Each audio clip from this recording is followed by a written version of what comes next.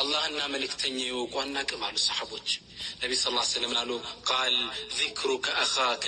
بما يكره ወንድምህን በሚጠላው ነገር በሌለበት ማሳት ሰሃቦች ተገረሙ። እንዲህ ሰውየው መጠጥ ሊጠጣ ይችላል አንተ ጠጥ ይጠጣል እኮ ብዬ ብናገር የሚለው ሐሳብ መጣባቸውና قال ارايت ان كان في اخي ما اقول አንተ ያላህ መልእክተኛ የምናገረው ነገር ወንድሜ ያለበት ቢሆንሳ ተግባባ አሁን ይጠጣል ብዬ ስናገር በርግጥም ይጠጣል ይሄ ቢሆንስ አሉ قال ان كان فيه ما تقول እምትለው ነገር ካለበትማ فقد اكتبته አማው ማለት እኮ ይሄ ነው ወይ لم يكن فيه እሱ ዘንድ ከሌለማ فقد بهته ቡህታን ነው ይባል ለጠፍክበት ነው ይባል ቀጠፍክበት ነው ይባል ተግባባ غيبه ማለት ሰውየው የሚሰራው ከባሉ ጋር ተፋቶ ሊሆን ይችላል ስለዛ መናገር ማለት ነው ተፋታ ሊሆን ይችላል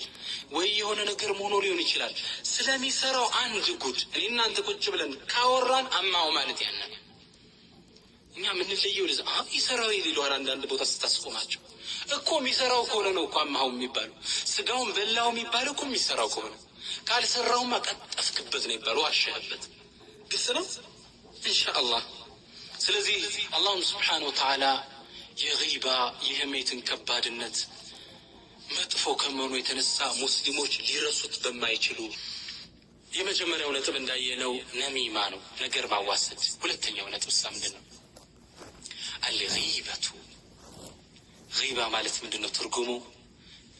ሰውን ማማት ማለት ነው ተግባባን غيب ነሚማ ማለት ታሪፉ ምንድነው ስለኔ አንድ ሰው ሌላ ነገር ይናገራል ያን አምጥተህ ስትነግረኝ ነሚማ ይባላል አላህም ለዛ ነው ቁርአን ላይ መሻኢም ቢነሚም ብሎ ነው የገለጻቸው غيባ ግን ማለት እኔና አንተ እንቀመጥና ወይም አንቺና እኔ እንቀመጥና ስለ አንድ ሰው ማውራት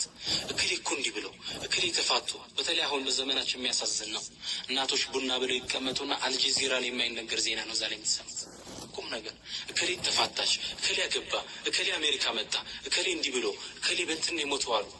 ማሰማው ወሬ የለም የሙስሊም ስጋ ሲበላ ታያለ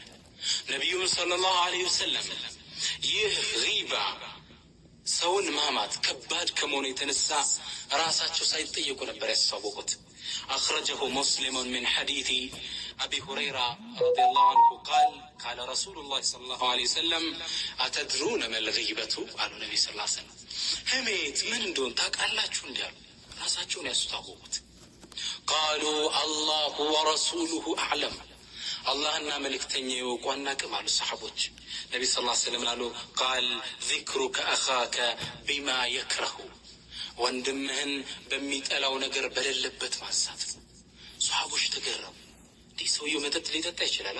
አንተ ጠጥ ይጠጣል እኮ ብዬ ብናገር የሚለው ሐሳብ መጣባቸው ሊረሱት በማይችሉ ምሳሌ ነው የገለጸው ተግባባ አላህ Subhanahu ቁርአን ስታነቡት ይገርማችኋል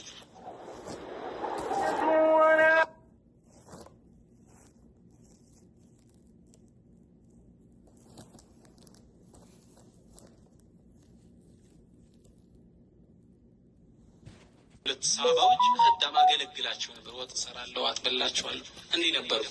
አንዴ ተኝቼ ምግብ ሳላዘጋጅላቸው ተረስቸው ተኛው ይላል ተኝቼ ያለ ሲመጡ ምግብ አልተዘጋጀም ምግብ የታል ሲሉ